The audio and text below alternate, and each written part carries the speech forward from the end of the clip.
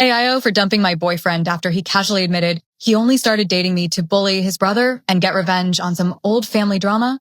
Hey everyone, I'm 28F, absolutely freaking out and need some outside opinions because my friends are totally split on this.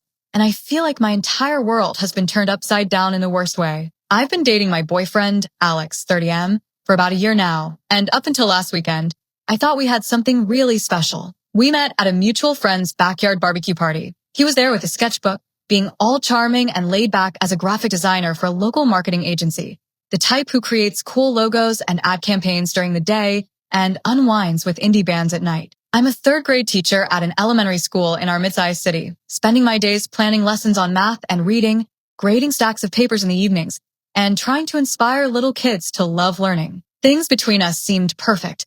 We'd go on weekend hikes in the nearby state park, have cozy movie marathons on my couch with popcorn and blankets, cook experimental dinners together in his tiny apartment kitchen, and even started meeting each other's families over holidays. His older brother, Ben, 32M, is this super competitive guy who works in corporate sales, always closing deals and traveling for conferences.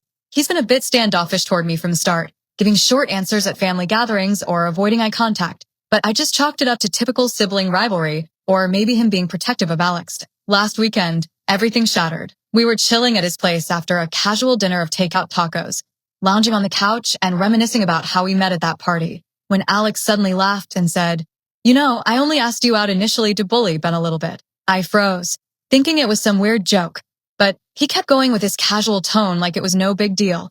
Apparently, back in college, Ben had stole Alex's long-term girlfriend by bad-mouthing him behind his back, spreading rumors that Alex was unreliable and immature, which led to a massive breakup and years of family tension, including holidays where they barely spoke. Fast forward a few years, and Ben developed a massive crush on me after we met briefly through that same mutual friend circle.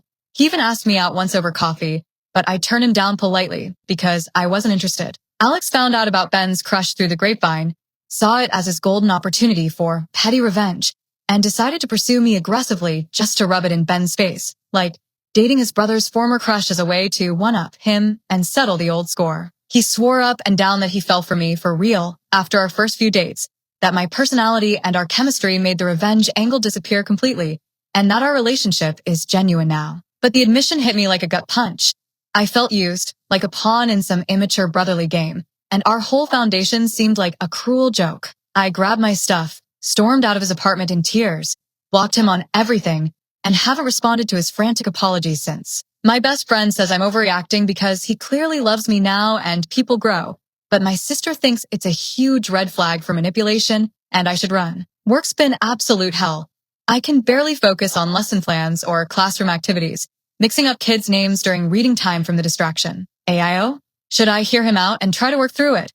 Or is this totally breakup worthy? I keep replaying it, feeling like an idiot for not seeing signs. Update 1. Thanks so much for all the responses. A solid majority of you said I'm not overreacting at all, calling it a massive trust issue and a manipulative way to start a relationship, with some even sharing stories of similar revenge-based dating disasters. A few thought that if he's truly changed and remorseful, maybe I should talk it out in therapy, but overall, it helped validate my hurt and anger. The day after his confession, Alex showed up unannounced at my apartment building around lunchtime with my favorite iced coffee from the corner cafe and a box of fresh muffins, buzzing the intercom and begging through the speaker to just explain everything properly. I let him up reluctantly, and we sat on my living room couch, where he elaborated in more detail.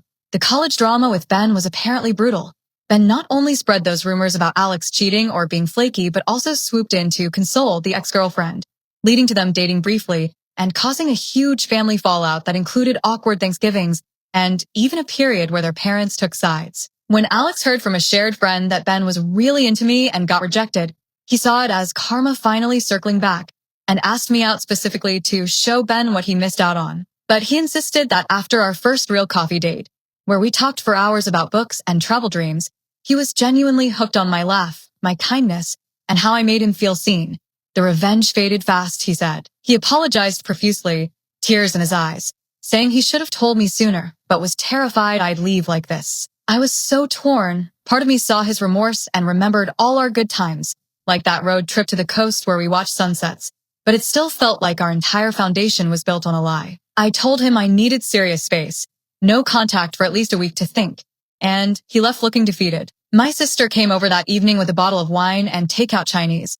She spent hours digging into old social media posts and found some from Ben years ago subtly shading Alex, like vague tweets about immature siblings, which confirmed the deep grudge. Work suffered more that week. I mixed up student assignments during a math unit, leading to confused parents emailing complaints, and I had to apologize in a staff meeting. Alex's mom texted me out of the blue, saying boys will be boys with their rivalries and urging me to forgive what she called a silly prank from the past. Even Ben messaged me on Instagram, gloating that Alex had finally slipped up and shown his true colors. The family chat with my own relatives blew up. My mom sympathized but suggested hearing him out, while my brother called it creepy and controlling. Friends advised starting therapy for myself. I booked a session. I've kept him blocked, but I'm doubting if I'm being too harsh or if this is salvageable. Update 2. Reddit. Your warnings about spotting underlying manipulation and not rushing back were spot on. Things escalated in ways that revealed even more layers to this mess, making me question everything. A few days into my self-imposed no-contact week, Alex bypassed the block by emailing me a long, heartfelt letter from his work account. Since I hadn't thought to block that, pouring out more regrets, attaching photos of our happy moments, and proposing we start couples therapy right away to rebuild the trust one stupidly damaged. Against my better judgment, and after talking it over with my therapist in our first session, I agreed to meet him at a neutral spot, a quiet park near my school, to hear him out one more time. We sat on a bench under some oak trees, and that's when he admitted the bullying went further than he'd first let on. Early in our dating, he deliberately sent Ben subtle photos of us together, like a group shot from a friend's party where I was in the background, just to twist the knife. And he even bragged to a couple of mutual friends about winning the girl Ben couldn't get, as a way to spread the word back to him. He swore it all stopped months ago when he realized he truly loved me and the pettiness felt childish. But hearing those details crushed me. Our cute early dates, like that picnic where we fed ducks at the lake, were basically props in his revenge plot. I pressed him hard on why he didn't just date someone else for real. He hesitated, then said my connection to Ben made the payback sweeter and more satisfying. I left the park in tears, telling him flat out that we're done, and he needs to respect my space. Back at my apartment, my sister hosted a support night with a few close friends over pizza and movies.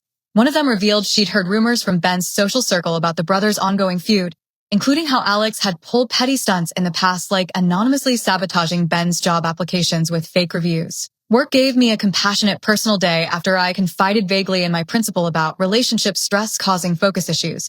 I used it to journal my feelings, going for a long walk in the neighborhood, and realizing this explains why Ben was always so cold, like at that family barbecue where he ignored my attempts at small talk. Alex's mom called me the next morning while I was prepping lesson plans, pressuring me to see the big picture since Alex is miserable without you and has learned his lesson. Ben texted again, this time with a smug tone saying I dodged a bullet with that loser. Extended family got wind through group texts. Alex's aunt messaged me privately with support, calling his behavior immature and unacceptable. Tensions are at an all-time high.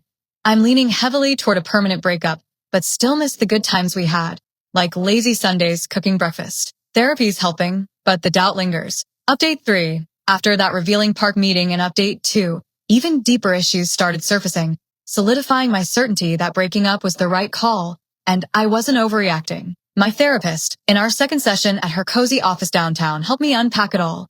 The fact that our relationship originated in revenge screamed toxicity and potential for future manipulation, and she suggested I set firm boundaries. Alex kept trying to reach out through mutual friends, leaving voicemails or having them pass messages, so I finally unblocked him for one last phone call to get closure. I took the call from my apartment balcony in the evening, watching the sunset, and that's when he confessed even more under my questioning. The bullying had included him venting to me about Ben in our early conversations, like complaining about family drama over coffee, specifically to gauge my reactions and use my sympathy as fuel for his grudge, almost like testing if I'd side with him against Ben. He'd even timed posting our first couple's photo on social media for Ben's birthday as a twisted gift to rile him up. It wasn't just how we started. The mindset lingered into the relationship for weeks. He begged desperately for another chance, offering to cut Ben out of his life completely, go to individual therapy, and prove his love with grand gestures. But I told him no. The trust is irreparably gone, and I deserve someone who chooses me for me, not as a tool for sibling warfare. Hanging up, I felt a wave of relief mixed with fresh grief, crying on my couch with a cup of tea. My sister and I confronted our own family dynamics over a home-cooked dinner at her place the next night. She shared stories from her past relationships where sibling rivalries turned into red flags, like an ex who used her to compete with his sister. Work started improving slightly. I nailed a parent-teacher conference by preparing extra, which boosted my confidence and earned praise from the principal. Alex's mom organized what she called a mediation lunch at a neutral cafe, inviting me, her, and Alex's dad. She minimized the whole thing as harmless brother stuff that got out of hand. But his dad surprisingly sided with me, admitting Alex has unresolved anger issues from childhood and needs serious help. Ben showed up uninvited halfway through, apologizing awkwardly for his role in the original college mess, but gloating at Alex's current fallout, which turned the lunch into a shouting match I walked out of. Friends rallied around me with plans for a girls' weekend trip to a nearby cabin, where we hiked and talked it out. The real eye-opener came when an old mutual friend from the party circle contacted me. She'd dated Alex briefly post-college and said he pulled a similar revenge stunt on her, using her to get back at an ex-friend. Therapy's been a lifeline, helping me process the betrayal and rebuild self-worth. There's no going back now, but healing feels possible. Update 4. 5 months since Alex's shocking confession and my firm decision to end things. Life feels steadier and more empowering, like I've reclaimed my own narrative after the emotional chaos of feeling like a pawn. We officially broke up after that final phone call. He tried one last grand gesture by sending flowers to my school with a note begging for forgiveness, which was embarrassing as colleagues saw and asked questions during lunch duty, but I returned them by a friend and went full no contact, blocking his entire family and changing my social media settings for privacy. Therapy has revealed deep patterns. His revenge mindset stemmed from unresolved insecurity and family trauma, not real love, and I've learned to spot those red flags early. I've thrived at work in unexpected ways, earning Teacher of the Year nominations from parents and starting an after-school art club that lets me channel my creativity with the kids. Dating's on hold for now. I'm focusing on myself, but I've reconnected with old hobbies like watercolor painting in the park and joined a local hiking group for weekend adventures. Family ties have shifted positively. My sister and I are closer than ever, hosting regular game nights at her place with board games and laughs. Alex's mom eventually sent a thoughtful apology email after a few months, acknowledging the hurt she minimized and wishing me well. Ben has faded from the picture, but mutual friends say the brothers are finally in joint counseling to address their rivalry. The whole betrayal taught me invaluable lessons about authenticity in relationships. Starting something to bully someone, even if feelings develop later, is a fundamental deal breaker, and I wasn't overreacting by walking away.